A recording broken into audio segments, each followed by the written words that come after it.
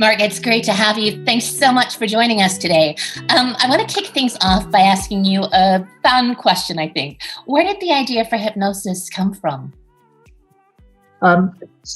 Hypnosis is a public listed company in the UK. It's gone in the 2 years plus that it's existed from being on the specialist fund segment of the London stock market to last year being a premier listed company to this year being a FTSE 250 company. So it's one of the 350 biggest companies on the stock market. It's currently the number 23 biggest yielder, meaning there are only 22 companies that are paying a bigger dividend than we are. And we have, in 2 years, we've, now at a 1.1 billion pound market cap. But at its core, what it's about is great proven songs, these big hit songs that are the fabric of our society, everything from We Are Family to Sweet Dreams Are Made of This to Living on a Prayer to Let's Stay Together to Single Ladies Put a Ring on It, Umbrella, Shape of You, etc. And these great proven songs have very predictable, reliable income. And in most cases, they have data that goes back for decades that demonstrates this great, predictable, reliable income. And the investment community, looks at, things like gold and oil for similar reasons, because again, they have predictable and reliable income. But in fact, songs are better because they're uncorrelated. The revenues from songs are uncorrelated to what's happening in the world. So, if Donald Trump wakes up tomorrow and does something, the chances are that the price of gold and the price of oil are affected. But if you're living your best life, you're doing it to a soundtrack of music. Equally well, if you're experiencing the sort of challenges that we've experienced over the last 6 months with the pandemic, you're taking comfort and you're escaping with music. And a 3 or 4 minute long song is about the only thing in the world, the only art form in the world that can take you from wanting to jump off a building and end it all to suddenly feeling 4 minutes later like you're invincible and you can take on the world. So the revenues are, as I say, uncorrelated. There's a big desire in the marketplace for uncorrelated revenues. And when you look at our performance in the last 6 months, at a point in time, that most companies have either stopped paying dividends or have had to cut their dividends. As I say, we've been, the number 23 biggest dividend yielder on the London stock market. And our dividend is growing, not decreasing. And it's a testament to having established these great proven songs as an asset class. Music now more than ever has taken on a whole new reality for the world. And in fact, is that sort of part of the company thesis in many ways? Or can you expand a little bit more on what the thesis is behind hypnosis? Well, the thesis is very simple. It's multi-part, but it's quite simple. On the one hand, we had technological disruption in the music industry between 2001 and 2016 that decimated the business because people were able to listen to music ostensibly for free via illegal downloading. And that almost killed the music industry off. And the only good thing that came out of that was that it's left these great songs available at attractive prices at a point in time when streaming has then come along. That technology that was illegal downloading has evolved into streaming, and streaming has once again made it more convenient for people to consume music legally and to pay for it. And in the last 2+ years since we've been going, we've gone from 50 million paid subscribers worldwide to music streaming services to 400 million paid subscribers today, to what will be 460 million by the end of this year, and what are predicted to be as many as 2 billion paid subscribers by the end of the decade. So on the one hand, we're buying the songs at attractive prices. On the other hand, the pie is exploding and growing dramatically. We also predicted when we came to the market that the Copyright Board, which is the judicial board in the United States that rules on how a songwriter is paid would look favorably on the songwriter, because the songwriter had only had 3 raises in the past 6 years, believe it or not. And we were right. The Copyright Board last year passed into law that the songwriter would incrementally receive, between last year and the end of 2022, a 44% greater share of the pie. So $1 worth of income that we bought last year will be worth $1.44 by the end of 2022 without us having to do anything. Where we really then step in and add value is that we have a concept that's called song management versus the traditional publishing model. In the traditional publishing model, these big song companies have as many as 20,000 songs per person. We have 500 to 1,000 songs per person. So we have much more bandwidth to be able to put the songs in movies, TV commercials, video games, have new artists interpolate those songs, have new songwriters interpolate those songs, have artists cover those songs, etc., and really add significant value. So in the past year alone, we've issued more than 1,000 licenses, and they've been everything from $2 million for uses of Journey's "Don't Stop Believing" to as little as tens of literally thousands of songs that are going in shows like American Idol and The Voice for $1,000 at a time. And then in addition to that, we bring efficiencies to the collections of the songs. So when we buy the songs, we buy them net of the administration fee. The administration fee can be anything from 15% to 40%. We move them to a company called Cobalt, which is a technology company.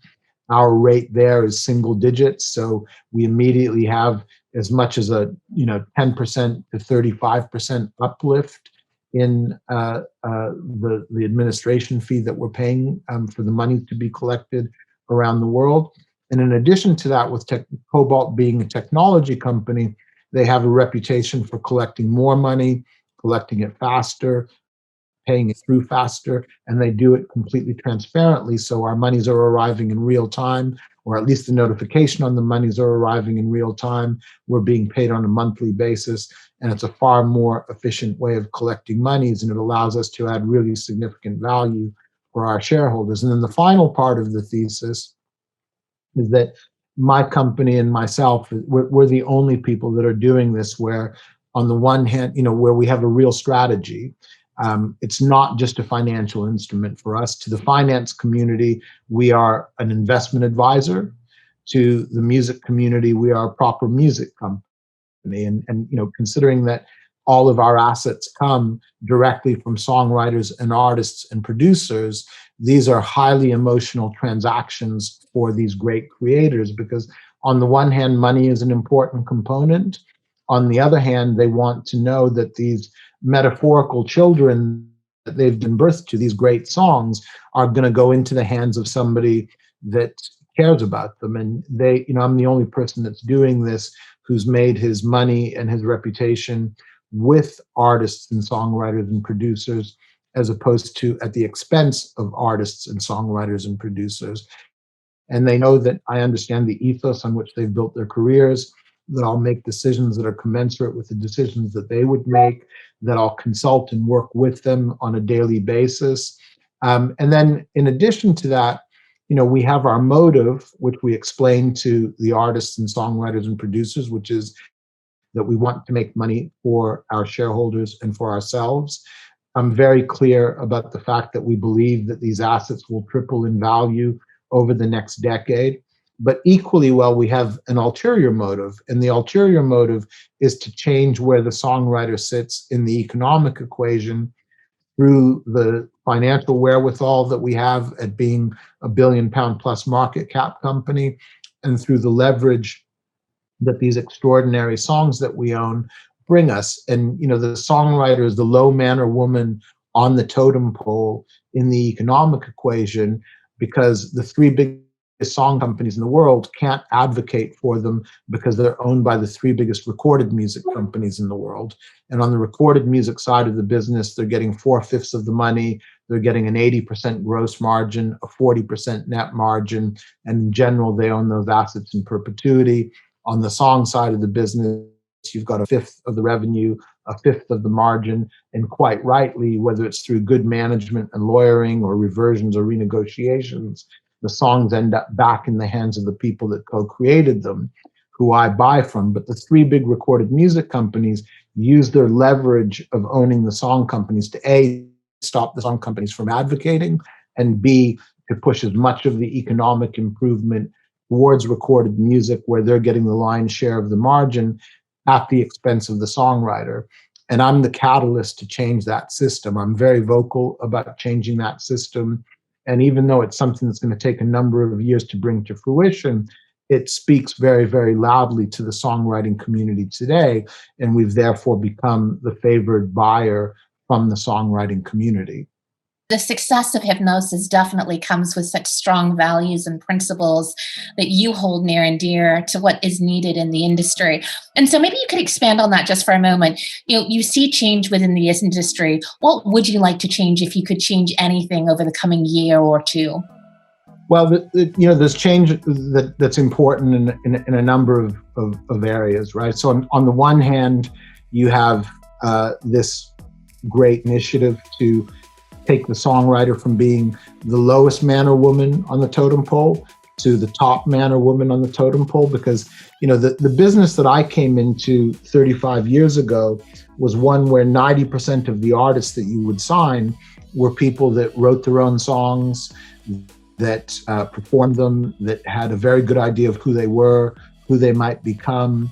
This is the post-Beatles paradigm of artists, right? And the artist was the key person in the industry. Today, 90% of the people that are being signed are very talented people, but the ultimate goal is fame. And it doesn't matter whether that fame comes from singing someone else's song or whether it comes from a TV talent competition or social media. There hasn't been an album in the last 7 years that's been a Billboard top 100 album of the year that hasn't had an outside songwriter, right? So everyone from Ed Sheeran to Coldplay, last time an artist had a top 100 album of the year that didn't have an outside songwriter was Bob Dylan 7 years ago, right? So the disparity that exists between recorded music and the songwriter has never been more glaring than it is right now, because you've got incredible songwriters, a guy like Ryan Tedder, who writes a song like Sucker for the Jonas Brothers that allows the Jonas Brothers to go out and play for $1 million a night because everybody wants to hear Sucker. Yet Ryan Tedder, because he's the songwriter, is the low man or woman in that economic equation. So that's the most important thing that we have to change. But then there's also social responsibility. So, hypnosis has been a big advocate and a big proponent of the Black Lives Matter movement. We are massive supporters of the African American community, because from the days of Elvis Presley singing Arthur Big Boy Crudup songs, to the Beatles doing Chuck Berry songs and Little Richard songs, to the Rolling Stones doing Bobby Womack songs, to Motown, Black music, and obviously hip hop today, Black music has always made the world go round. Yet we're at a point in time where our brothers and sisters in the Black community are being marginalized more than ever, are dealing with police brutality, are dealing with all kinds of heinous situations that no person should ever have to go through. And I feel that we have a real social responsibility,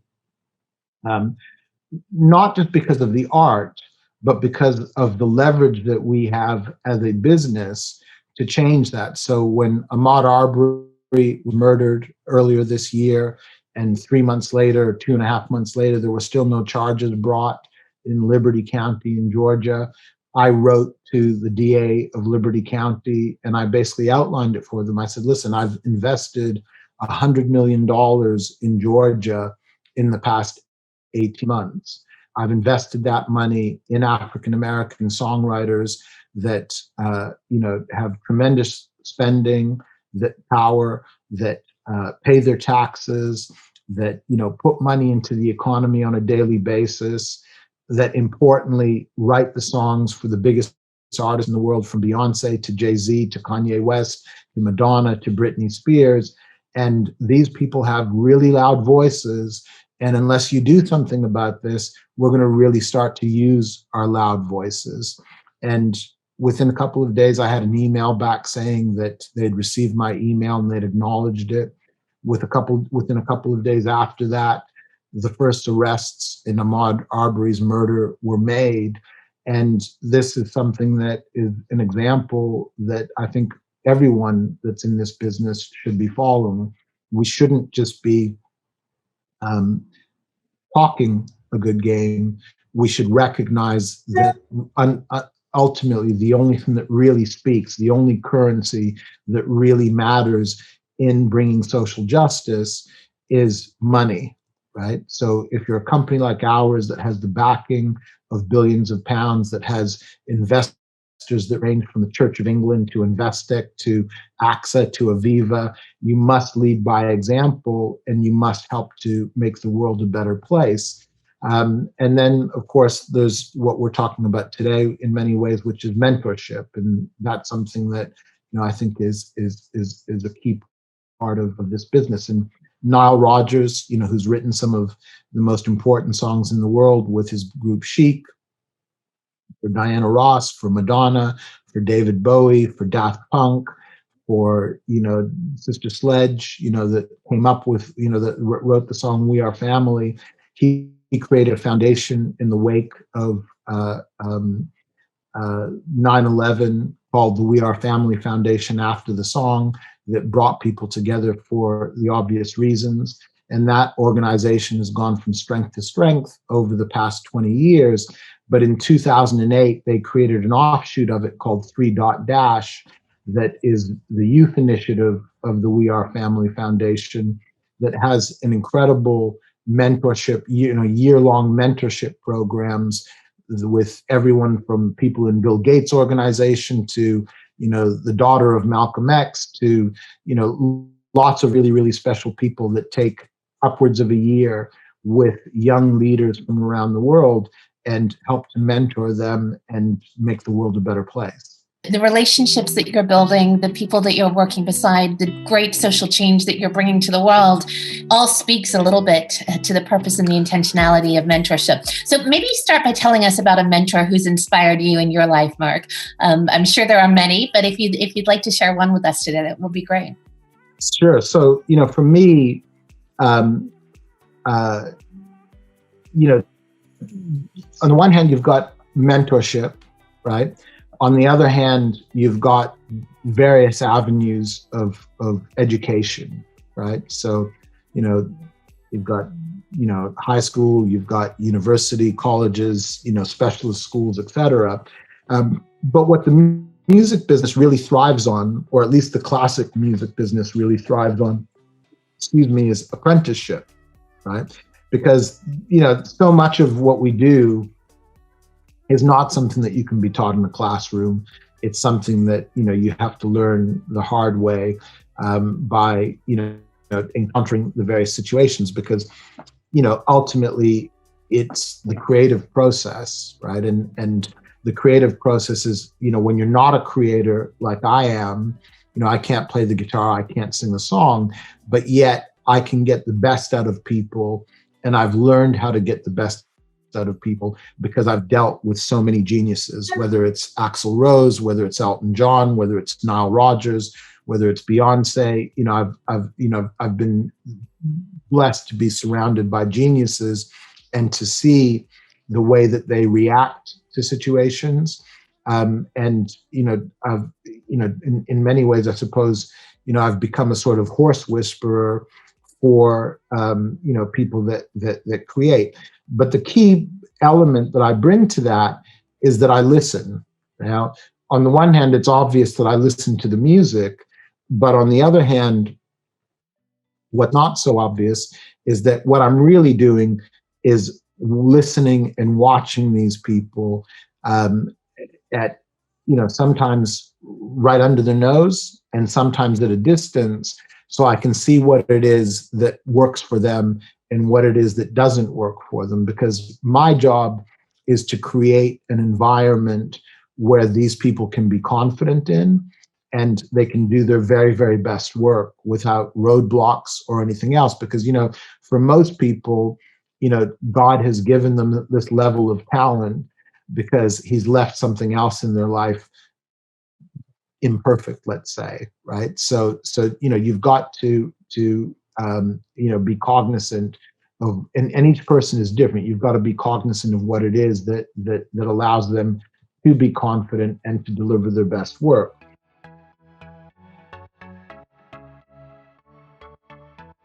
For me, mentorship is one where, on the one hand, I'm looking to mentor people, but on the other hand, what I'm also looking for is to teach them this business, because this business has a very, very bright future in front of it. Thanks to streaming, I can actually look someone in the eyes and say, actually, the best days of the music business are in front of you. They're not in front of me. I've already had my time.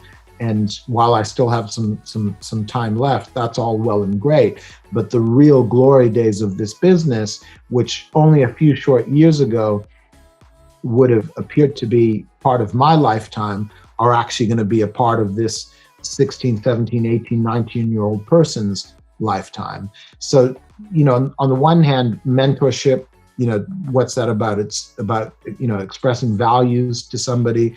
It's about, downloading experiences on them that hopefully will allow them to have shortcuts and accelerate their growth and success. But I also think, on the other hand, what you really want to do, and it doesn't matter whether you're a doctor or a lawyer or someone like myself in music, is you want to find somebody to mentor that has similar interests or that wants to follow a career path that's similar to yours, so that hopefully you can be also apprenticing them at the same time. So not only are you, expressing values and expressing common sense and other things that, as I say, can accelerate a person's growth, but hopefully you're also able to teach them something about the trade that they want to be in, so that they can follow in your path. Because nothing could make me prouder than to know that I'm taking my knowledge. I believe in a metaphysical, spiritual way. I believe that the world is always expanding, right? But, at the end of the day, when you distill that hopefully means that, instead of the next person having to start at A and go to B, they can start at J and, go to K, L, M, N, and O, right?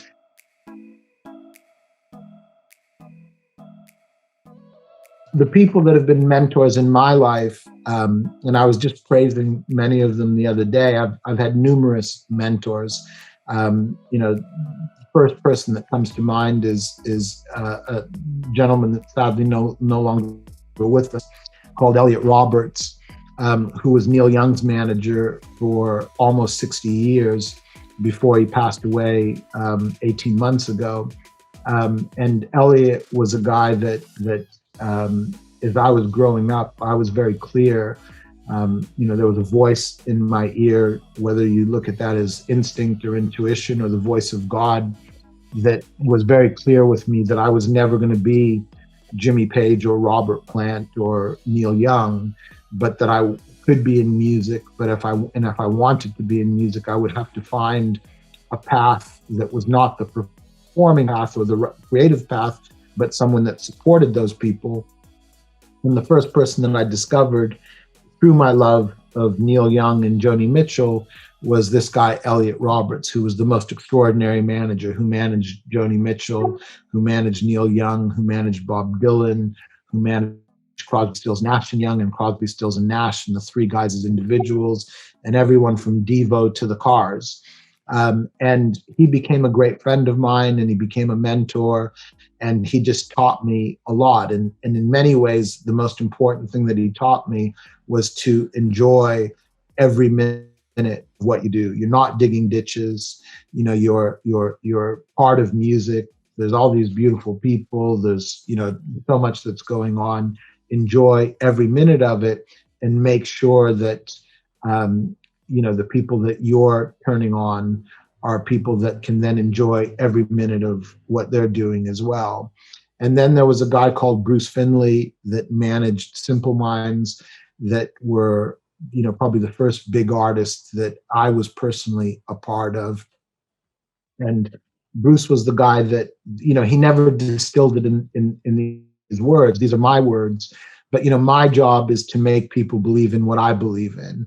And because it's an integrity-based system, in order to, you know, for me to have a career, I can only make people believe in the things that I genuinely believe in. Because if I tell you that something is the best thing since sliced bread, then it better be the best thing since sliced bread, because otherwise the next time I come along and tell you this is the best thing since sliced bread, you're just going to shut the door on me, right? So, you know, Bruce was the first guy that I ever saw in real time make people believe in what he was believing in. You know, he would tell stories about Simple Minds, and he would, you know, gather the record company around and the promotion people and the sales people, and he would make them want to work as hard for the band as he worked for the band. And I was one of the people that you know, that he weaved that magic on. And hopefully I've been weaving that same magic on people, you know, for every day of the last 35 years or so as a result. And he's an important part of that.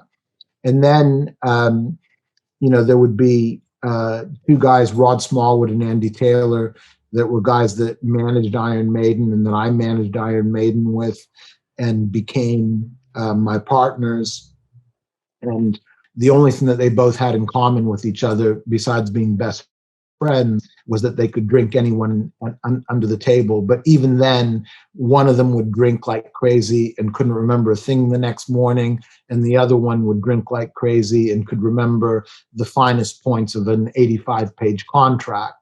And I sort of became the bastard offspring of the two of these guys, where on the one hand I understood creativity, and on the other hand I understood business, and could bring those two things together in a way that would allow me to, you know, understand and protect the art of these great artists that I work with, and on the other hand, maximize the commerce while ensuring that that art was protected. And then the final two people that I would mention would be Elton John and Nile Rodgers, who are two of the greatest artists that I've ever worked with, because our relationships were completely based, and are still completely based, on an enthusiasm for music, right? You know, have you heard this? No, I haven't heard that. What about this? Have you heard that? You know, have you seen what's gone into the charts? And, you know, Niall and I will every morning, our days start with talking about music, and every day our days end with talking about music. And that just makes, you know, for incredible joy, and it makes me work harder. It makes him work harder. And, you know, my life is blessed to be surrounded by these geniuses. With passion and purpose comes great opportunity and tremendous credibility. Clearly something that your legacy is so well known for, Merck. Now, for our entrepreneurs joining us today, I'd love to maybe spend our remaining couple of minutes talking about some of the great wisdom and insights that you've learned along the way building out hypnosis. So from what you've observed, working beside great talent and also in building this company, what do you think are the tremendous traits and attributes that an entrepreneur needs to be able to survive and thrive in this current world? Well, I think the most important thing that I would suggest to anyone is authenticity, right? Because, you know, if you think about it, you know, as an entrepreneur, you're inevitably going to put yourself in front of investors, and you're going to ask those people to bet on you, right? Now, you know, on the one hand, there's the joy of them saying yes. On the other hand, there's tremendous responsibility that comes with that, right? So I feel as much responsibility to my investors as I do to these great songwriters that are trusting me in our company to be the custodian of their songs. And I make sure that I can fulfill that responsibility at all times. So I'm surrounded and I pay for way more advice than I could ever possibly need, because I would rather be on the right side of ensuring that I have the best information possible available to me. But when I talk about authenticity, I'll tell you a story about, we started to take hypnosis to the market with a different brokerage company than the one that we successfully brought the company to the market with. And I sat down and, in my own words, I told these people what the proposition was, almost as I did with you 10 minutes ago, right? Almost the same identical words. They all fell in love with that. They all decided that they wanted to put their time and their effort into doing that. But then they wanted me to do it in a way that they had analyzed, that wasn't in my own words, that wasn't authentic, and that was basically trying to take something and turn it into a pitch, right? Now, what made me successful is that I don't pitch anybody, right? I come along and I explain the proposition to people. And if they like the proposition and they understand it, then I want them to be a part of it. If they don't, then, thank you very much for taking the time to meet with me, but I'll move on to the next person. And our attempt failed dramatically because of that. I mean, I could barely even get the words out of my mouth that they wanted me to say or do, because it was totally inauthentic, right? There was my body was just riddled with resistance because they wanted me to say and do things that were not, what really was the essence of the story. I then went along and found new brokers, and I explained the situation to them, and I explained that there was not going to be a debt or a pitch book, that I would never ever work to anything like that, and that all I wanted from them was to put me in front of the right people that I could explain this proposition to. And again, the ones that understood and wanted to be a part of it could be, and the ones that didn't, again, thank you very much for taking the time to speak to me, but I'm never ever trying to sell anybody. I'm only explaining what the proposition is, and then allowing that person to make their own decisions. And with some of them, I had to have 7 or 8 meetings where I explained greater detail. But at the end of the day, 177 meetings later, I raised 200 million pounds. I invested it in some of the best songs of all time. I actively managed those songs. I paid my dividends. I then did it again with 141 million pounds and again with 60 million pounds, and on and on and on, to the point where we're now 1.1 billion pounds.